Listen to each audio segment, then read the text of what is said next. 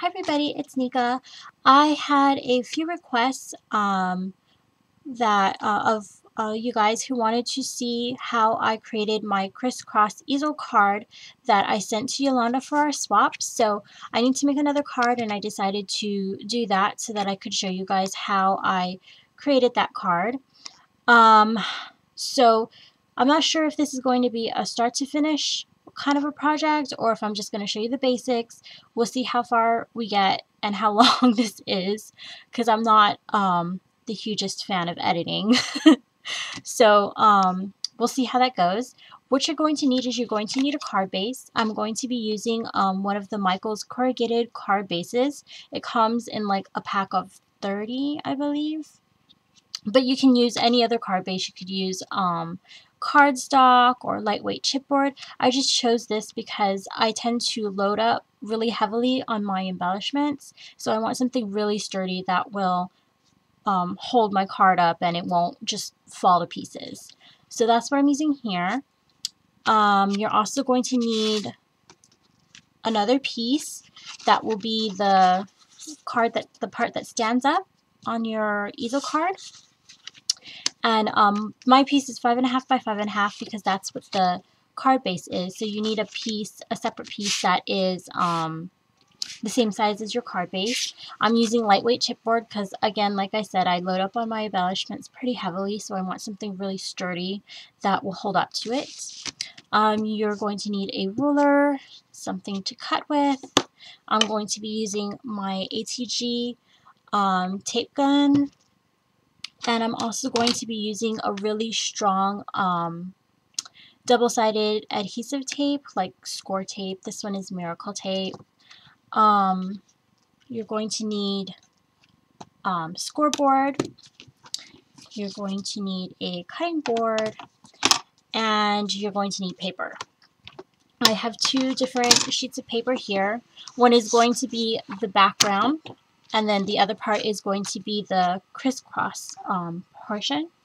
So this is cut at, and I'm sorry, you can see my baby scribbled on it. But it doesn't show on the front, so it's totally fine. So this is 5.5 tall, and then I cut it 12 inches wide. And same thing with this piece, it is 5.5 inches tall by 12 inches across. And the paper that I am using is My Mind's Eye Lost and Found 3 Oliver. Really, really gorgeous paper. My friend who's going to be receiving this card likes blue, so I thought this would be really pretty to use. Okay, so the first thing that we're going to do is we can score the card. Since I'm using the corrugated card base, I just use a tick mark. I took my ruler and I just measured in 2 3/4 of an inch in on both sides. And I'm just going to take my scoring tool. I'm going to be scoring it on this side versus this side because of the texture and the it's just going to make it harder to score versus having it on the smooth side. So I'm just going to line up my tick marks with my ruler, and then I'm just going to score it really good. Whoops. And then it folds really nicely. And this is going to be the part that you stand up your card stand, and then you have like this. So that is the easel card part. So now we're going to put the card base aside, and we're going to do the, what do you call it? the crisscross part. Oh my goodness. It is like super early in the morning. I'm sorry, my brain is not fully there, but if I don't get this done now, it's just going to be hard to do it later. So I'm going to take this part. This is going to be my crisscross part. And I measured in the middle at 6 inches. I know it's hard to see, but right there. I measured 6 inches, right smack dab in the middle. And this is what you're going to cut down to. But first, let me score this. I'm going to score this at 1/2 inch on both sides of this piece of paper. So, and I'm so sorry, it's hard to see with the lighting and the white background and everything, but so you can see, scoring at 1/2 inch right there on both sides. So you can kind of see the indent on this side and on this side. So flip it around, and what you're going to do is you're just going to take a ruler and something to cut with, and right there at the tick mark of 6 inches, you're going to cut from one corner, from the top corner, right up here, right where your score mark is, all the way down to the middle where the 6 inches is. So don't cut from corner to corner. Cut from where your score is in the top down to the 6 inch mark. So let me line it up. I'm just gonna cut that. And I'm going to do it to both sides. So from the top of the score line all the way down to the tick mark. Let's see. Sorry if my head is in the frame. I'm trying to get this lined up. That looks good. All right. So use that for something else, and then you're just going to fold and crease on this line. Now, a lot of when I was watching other people's tutorials and how they made this, a lot of people would take 2 pieces of card, and then they'd wrap it. They'd kind of wrap it around here, like they put the whole piece of paper in the back, wrap it around, and then cut it from here to here so that you have the crisscross. So you're kind of using it like double like that, and they do it for both. I'm not so much of a fan of that because you're layering 2 pieces of design paper on top of each other on a base, and to me that was such a waste. So this is what I did instead, is I made just a tab mark, and this is how it's going to fit on there. So it'll fit on there like that, and that'll make your crisscross pocket, and you don't waste anything in the back. This is going to get covered up by this piece of paper eventually, because I want it to be all nice and covered, but it's not being covered, this back part is not being covered twice, which in my opinion is a little bit of a waste, and I don't like to waste paper because paper is so pretty.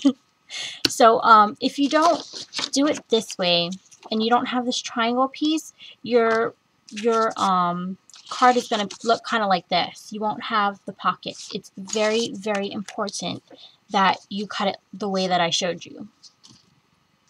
So what I'm going to do is I'm just going to use some double-sided adhesive just to cover the tabs here, and then I'm going to glue it down to the card piece.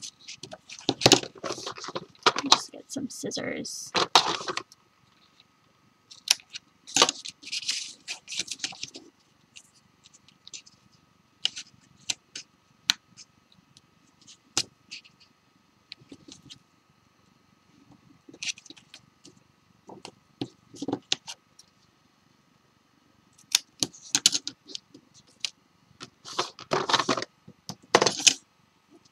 Okay.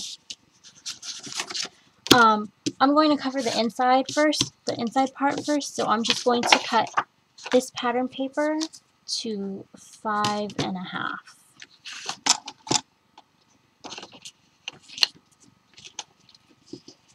I might make it just a smidge smaller. Well, let's see how it goes first with 5.5.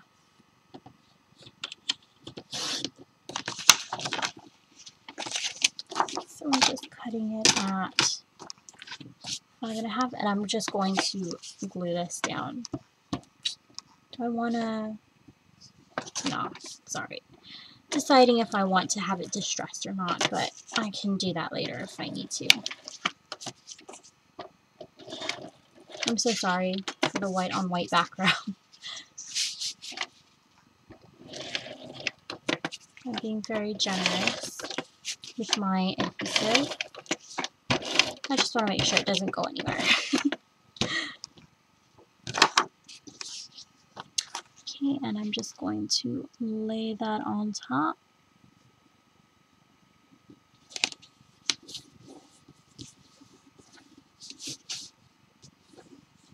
Alright.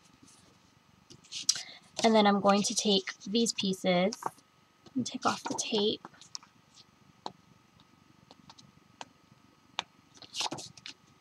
Usually I have nails to take the tape off, but I had to cut them because I broke one of my nails. I was so sad, it really hurt. That's why I was wearing a band-aid the other day. Okay. And I'm just going to really crease that down. And I'm going to do the same thing for the other side.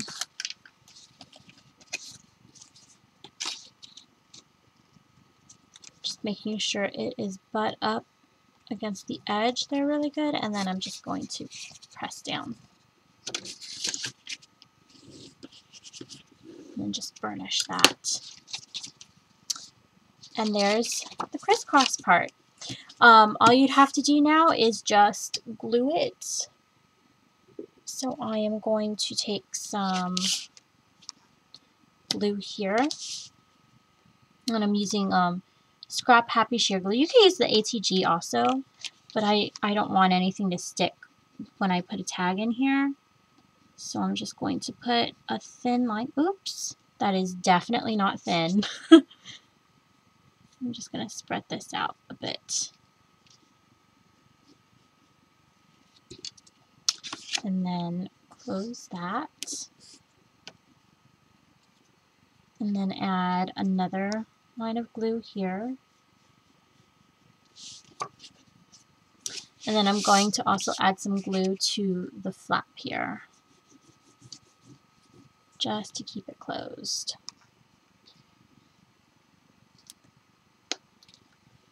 Okay. Try not to get glue everywhere.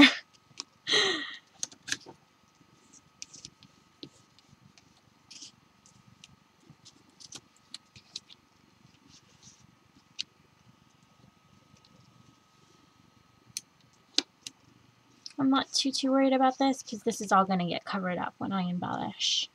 Okay, I just don't want my project sticking to the piece of paper down here. Okay, so that is the pocket part. All you'd have to do now is just cover the back and then mount it onto your card base here. And I think I want to use a different kind of piece of paper for the back, so let me choose one really fast. I want something kind of plain. It's not going to really be seen. Let me see.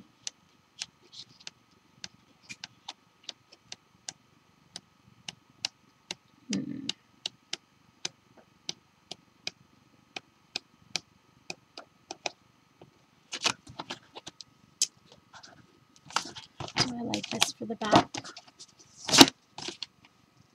I think I do like this for the back. So let me cut this. I'm just going to break out. I don't like to take out my pieces of paper, just, you know, because then it gets everywhere. If I can cut it from the cutter while it's still attached to it, I will. So I'm just going to be cutting this at 5.5. Put my piece of paper, my paper pad away, and then I'm going to take my trimmer again and cut it at 5.5. And this time I think I will distress the edges a little bit, and I think I'm going to use black soot.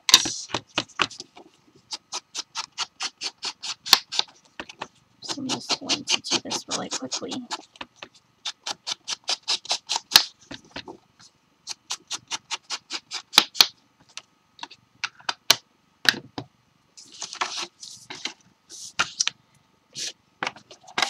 And it doesn't have to be anything fancy. I'm just going to use my ATG for this.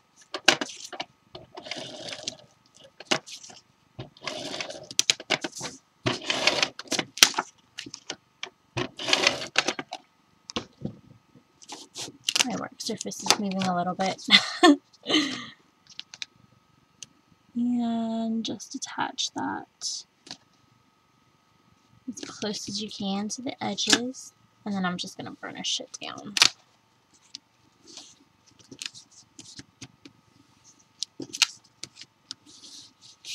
Alright. So that is my card so far. And then all you have to do is attach it to down here. But I think I'm going to distress the bottom edge because I don't like how you can kind of see the white of the bottom paper. I don't really like that. So I'm just going to distress this a bit.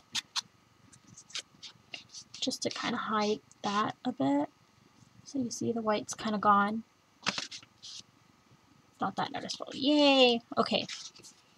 So to attach this, I'm just going to use my hot glue gun, I think, because it's corrugated and I want it to really stick. So I'm just going to bend it like this. I'm going to add some hot glue to make sure I get a really nice, good stick.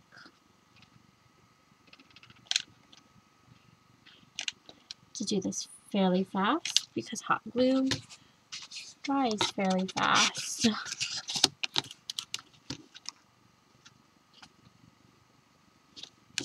Oy. And I totally stuck it on the wrong side. Oh my gosh. That's how late it is. So let me do that again. You guys saw me make a big boo-boo. I don't know why I'm still awake. Okay, take two, take two.